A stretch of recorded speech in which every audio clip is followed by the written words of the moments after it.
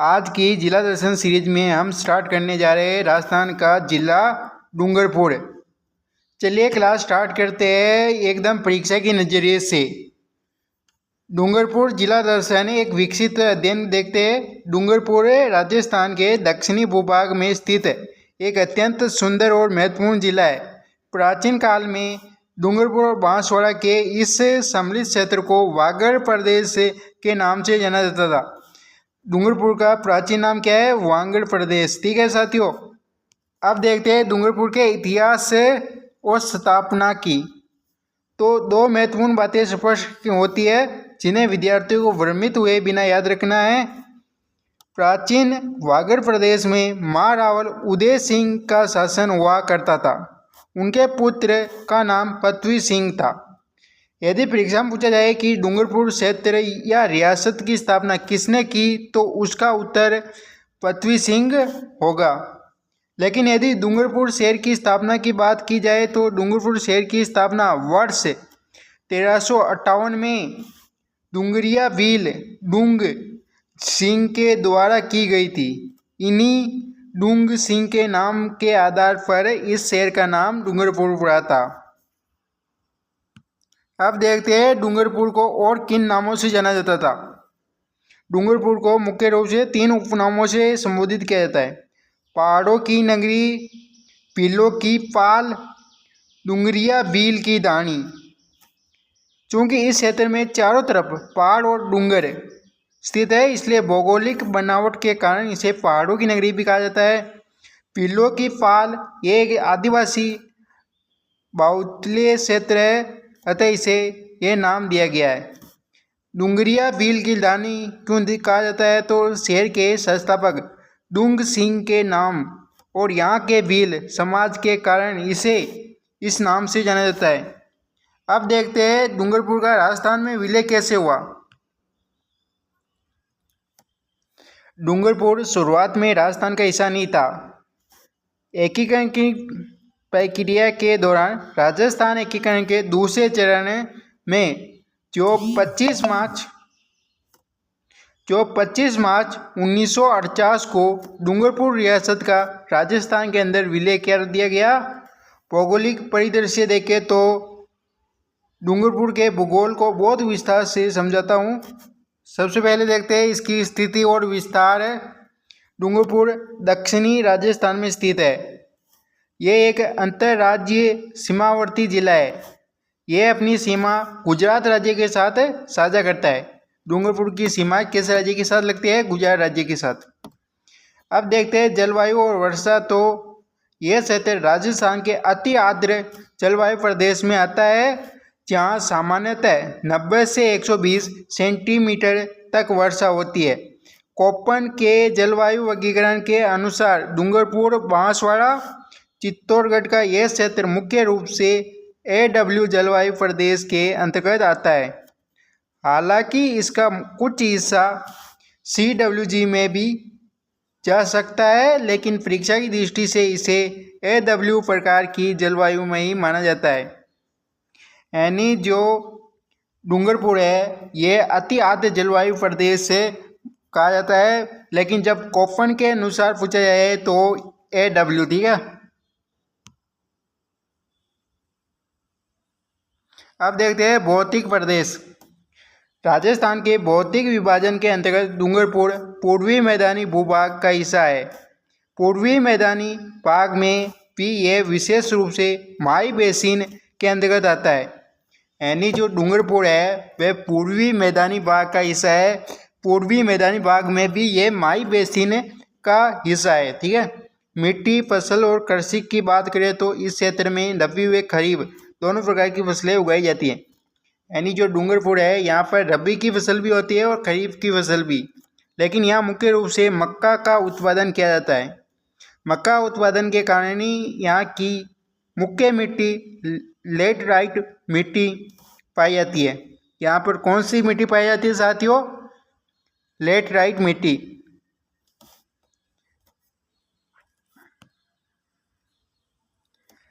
ये एक आदिवासी क्षेत्र है, इसलिए यहाँ आदिवासियों द्वारा स्थानांतरित कृषि भी की जाती है।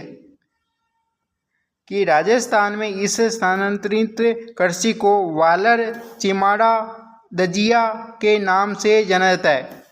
जो स्थानांतरित कृषि है इससे वालर चिमाटा दजिया के नाम से जाना जाता है।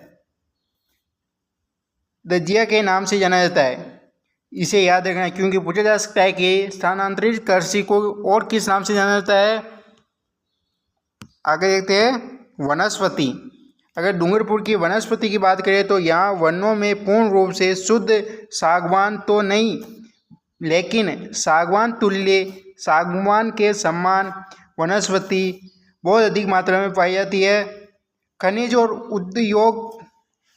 उद्योग की बात करें तो खनिज है, डूंगरपुर में खनिजों का अच्छा भंडार है।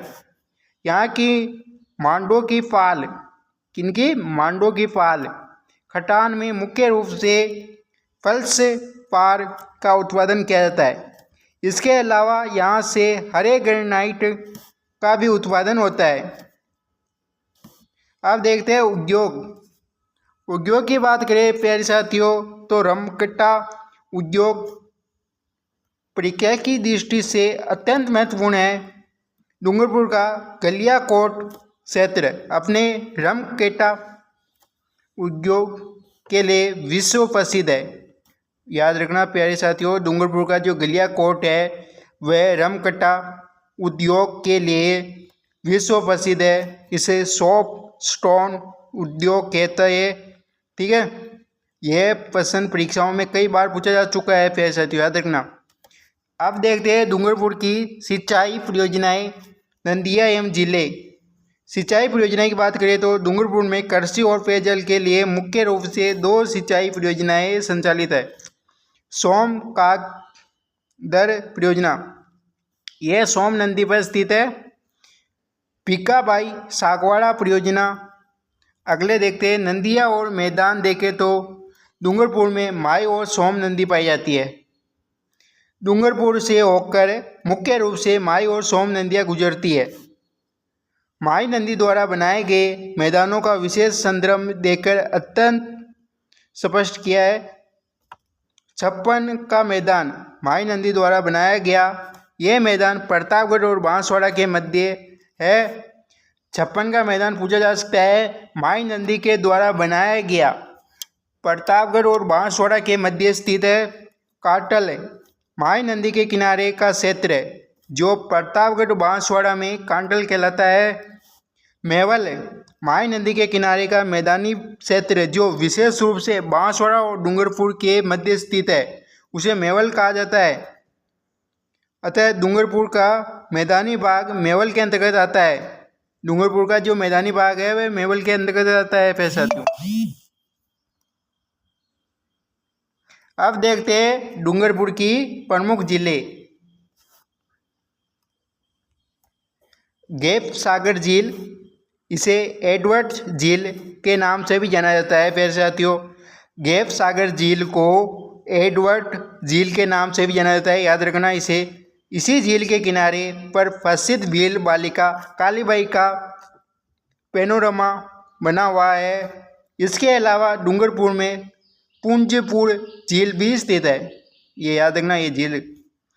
अब देखते हैं डूंगरपुर की सांस्कृतिक परिदृश्य।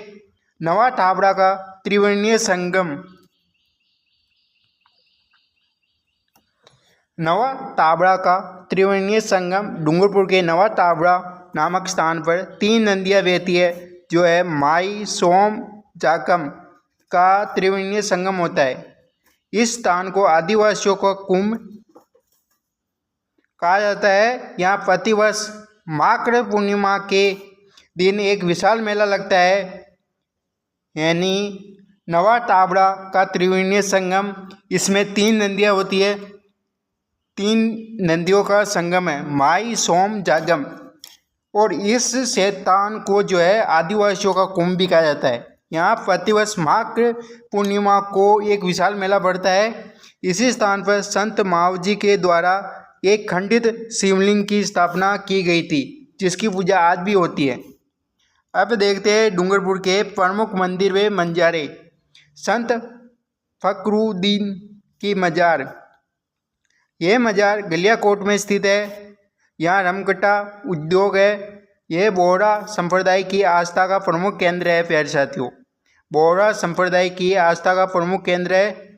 श्रीनाथ जी का मंदिर आशापुरा, इसे गोवर्धन मंदिर भी कहा जाता है। श्रीनाथ जी का मंदिर को गोवर्धन मंदिर भी कहा जाता है। इसका संबंध वल्लभ संप्रदाय से है। तो प्यारे साथियों, श्रीनाथ जी का मंदिर है जो आशापुरा में है, इसे गोवर्धन मंदिर भी कहा जाता है और इसका जो संबंध है वह वल्लभ संप्रदाय से है। इस मंदिर की विशेषता ये है कि यहाँ भगवान कृष्ण के बाल रूप की पूजा की जाती है। देव सोमनाथ का मंदिर देवपुरा गांव में स्थित है और सोम नदी के किनारे स्थित है। यह मंदिर भगवान शिव को समर्पित है।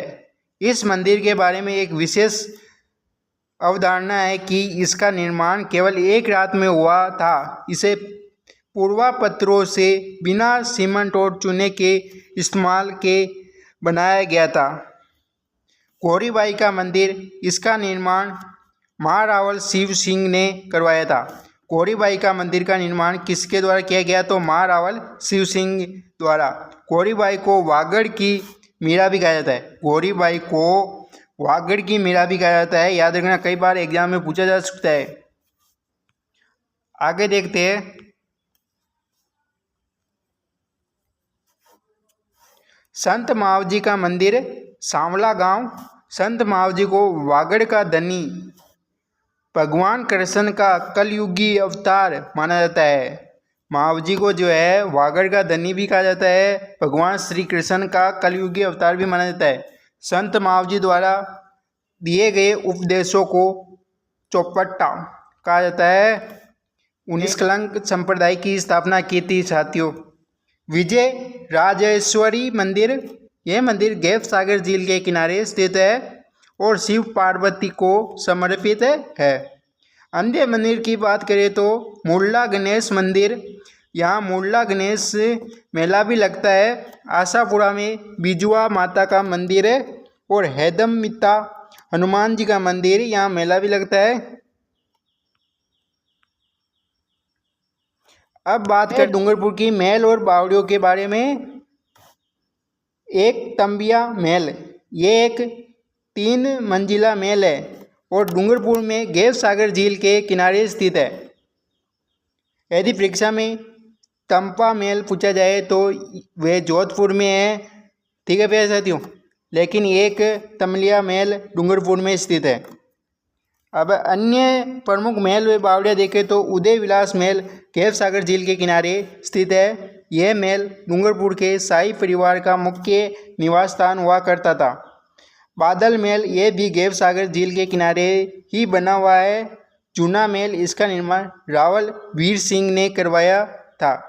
यह एक भव्य 7 मंजिला महल है।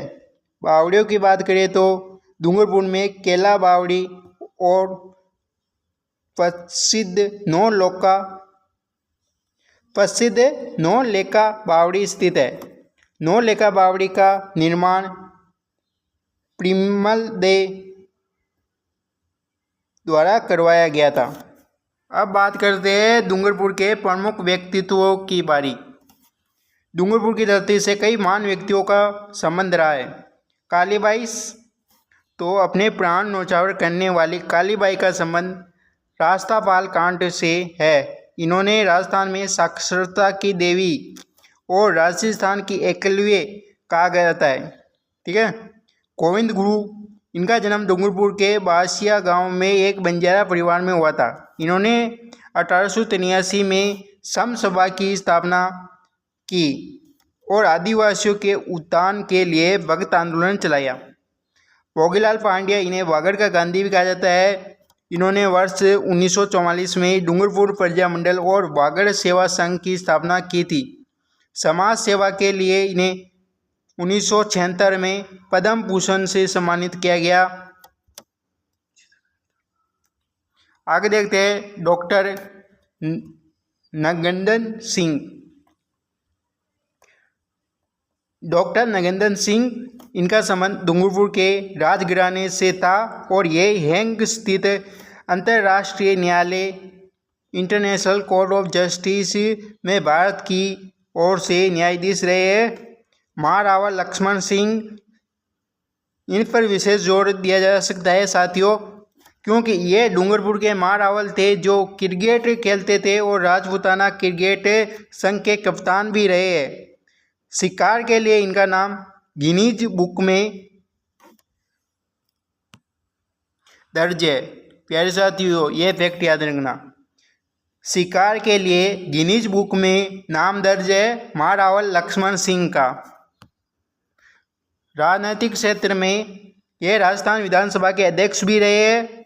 प्रश्न बन सकता है कि वे कौन से विधानसभा अध्यक्ष थे जो क्रिकेटर भी थे, तो महारावल लक्ष्मण सिंह। मूलचंद लोढ़ा, इन्हें समाज सेवा के क्षेत्र में उत्कृष्ट कार्य के लिए वर्ष 2023 में पद्मश्री से सम्मानित किया गया। अब देखते हैं अन्य महत्वपूर्ण तथ्य। अदर इम्पोर्टेंट फैक्ट है, गिरी नृत्य। डूंगरपुर क्षेत्र में आदिवासियों का गिरी नृत्य अत्यंत प्रसिद्ध है। बैंक, देश का पहला आदिवासी महिला सरकारी बैंक डूंगरपुर के वर्धवदनिया बैंक, देश का पहला आदिवासी महिला सरकारी बैंक डूंगरपुर के वर्धवदनिया गांव में स्थापित किया गया। प्रथम जिले का दर्जा, डूंगरपुर राज्य का प्रथम जैविक जिला है। साथ ही ये राज्य का प्रथम पूर्ण साक्षर आदिवासी जिला भी है। लिंगानुपात की बात करें तो पूरे राजस्थान में सर्वाधिक लिंगानुपात डूंगरपुर जिले का ही है साथियों। बड़ौदा गांव, डूंगरपुर के इस गांव को वागड़ की राजधानी कहा जाता है। यह गांव अपने शिव मंदिर, जैन मंदिर और विशेष रूप से मामा भांजा के मंदिर के लिए जाना जाता है। रुखबाला कार्यक्रम, प्यारे साथियों, रुखबाला कार्यक्रम वृक्षारोपण और हरियाली से जुड़ा यह कार्यक्रम डूंगरपुर से ही संबंधित है। महोत्सव एवं मेले देखें तो यहाँ पर्यटन विभाग द्वारा वागड़ महोत्सव का आयोजन किया जाता है। इसके अलावा यहाँ नीला पानी मेला भी बढ़ता है। सिक्के बात करें तो प्राचीन समय में डूंगरपुर रियासत में उदय शाही और सलीम शाही सिक्के चला करते थे। तो प्यारे साथियों, आज की क्लास यहीं पर समाप्त होती है। अगर आप भी करें राजस्थान CET 2026 की तैयारी तो आज ही चैनल से जुड़िए और इसी तरह की क्लासेस जल्दी मिलते रहिए CET की, और आपकी बहुत जल्दी भूगोल और राजस्थान की राज्य व्यवस्था की क्लासेस स्टार्ट करने जा रहे हैं। ठीक है, मिलते हैं नेक्स्ट क्लास में।